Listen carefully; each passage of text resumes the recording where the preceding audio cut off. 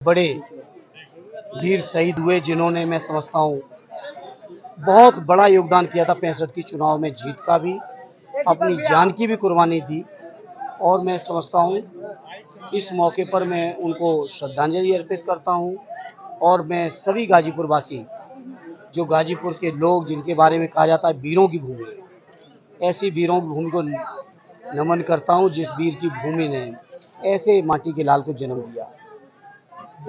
अग्निवीर का मैं समझता हूँ, अग्निवीर की नौकरी जो सेना के हमारे जवान हैं, उनके गौरव के लिए, उनके सम्मान, उनके स्वाभिमान और उनके पूरे जीवन की जो जिम्मेदारी लेनी चाहिए सरकार को, वो अग्निवीर योजना में नहीं। आप भी समझते हैं इसमें कोई पेंशन की प्रावधान नहीं है, इसमें कोई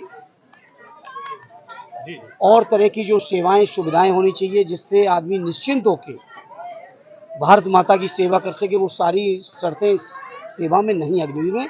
वो आप मीडिया के साथ ही समझते हैं।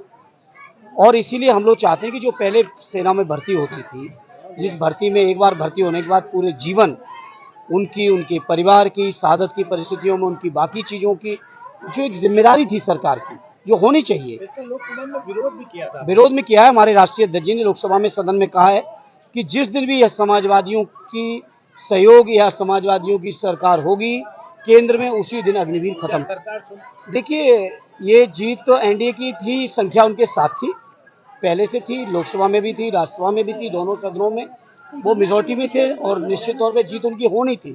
लेकिन सवाल केवल हार जीत का नहीं था। जिस दिन हम लोगों ने, विपक्ष के लोगों ने, हमारे नेताओं ने सुदर्शन रेड्डी साहब को विपक्ष का उम्मीदवार घोषित किया था, उस दिन ही कहा था कि लड़ाई हार जीत की अकेले नहीं है, ये लड़ाई सिद्धांतों की है, ये लड़ाई लोकतंत्र को बचाने की है, ये लड़ाई संविधान को बचाने की जो हम लोग लड़ाई लड़ रहे हैं उसी की एक और कड़ी है। और हम इस मौके पर फख्र के साथ कह सकते हैं विपक्ष ने बहुत मजबूत लड़ाई लड़ी। और पिछले 11 सालों में जो लोग अपने को अपराजेय समझते थे, जो लोग समझते थे किसी भी पद पर हम निर्विरोध हो जाएंगे, उनके सामने एक बहुत कड़ी और मजबूत चुनौती विपक्ष ने पेश की है, वो आपके सामने है। क्रॉस वोटिंग पे क्या बोलेंगे? देखिए, अभी चूंकि मेरी किसी से बात नहीं हुई है, जो लोग एजेंट थे काउंटिंग में थे, हाँ 15 वोट इनवैलिड की सूचना मुझे ज़रूर है। लेकिन हम इतनी कह सकते हैं विपक्ष बहुत मजबूती के साथ और चट्टानी तरह। चलते देखिए, मैं एक भारतीय होने के नाते और सांसद होने के नाते मैं यही चाहूँगा, चाहे वो नेपाल हो, चाहे वो लंका हो या बांग्लादेश हो या कोई भी पड़ोसी देश हो, वहाँ अमन, चैन और शांति रहनी चाहिए। लेकिन उन सरकारों को सोचना चाहिए, वहाँ की स्थानीय सरकारों को, कि आखिर ऐसी परिस्थितियाँ क्यों बनी कि वहाँ की जनता को इस स्तर पर विरोध पर उतरना पड़ा। और नेपाल की तो एक अलग तरह की स्टोरी है, वहाँ के नौजवान निकल पड़े। जी। एक आखिरी सवाल सर, आपके आजमगढ़ क्षेत्र में एक बीजेपी प्रदेश कांग्रेस समिति के सदस्य हैं, 350 करोड़ के घोटाला लगा रहे हैं। आप पर भी है, आपके दूसरे सांसद को 200 विधायकों को लगा रहे हैं। ये बीजेपी की बातों को आप पता नहीं क्यों गंभीरता से ले लेते हो।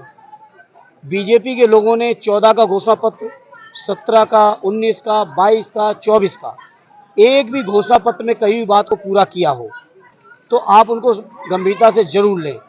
लेकिन ये अनगढ़ बयानबाजी करके मीडिया के बीच एक सुर्खियां बटोरने का प्रयास है, वो कितना भी चाहे कुछ कर लें। हमारे वहाँ के सांसद, विधायक, एमएलसी अगर इतने ईमानदार नहीं होते तो आजमगढ़ की जनता का लगातार विश्वास समाजवादियों में कैसे है? लगातार समाजवादियों पर भरोसा है आजमगढ़ के लोगों को और आसपास के लोगों को भी, क्योंकि मामला आजमगढ़ का आया है। तो मैं इतना ही कहूँगा कि उनके पद वगैरह कुछ छिन चुके हैं, अब उन्हें अपनी पार्टी में नंबर बढ़ाने हैं। हालांकि वो इस स्तर के नहीं कि उनका जवाब मैं दूं, हमारे विधायकगण लोग, वहाँ की हमारी स्थानीय पार्टी के लोग देंगे। लेकिन मैं इतना ही कह सकता हूँ, ये बेबुनियाद बातों की कोई वैल्यू नहीं। और अगर कोई तुम्हें लगता है तो सरकार उनके पास है, सारी एजेंसी जांचें करा ले, मथुरा समेत सारी एजेंसी उनके पास है, जांचें क्यों नहीं कराते? नहीं, ऑपरेशन सिंदूर में सैनिकों की जो बहादुरी है बिल्कुल तारीफ करेंगे, क्यों नहीं करेंगे। मामूली थोड़ी है सैनिकों ने जिस तरह से ऑपरेशन चलाया। लेकिन हाँ, सीज फायर पर सवाल हम लोगों ने जरूर खड़े किए थे, संसद में भी किए थे जब ऑपरेशन सिंदूर पर चर्चा हुई थी।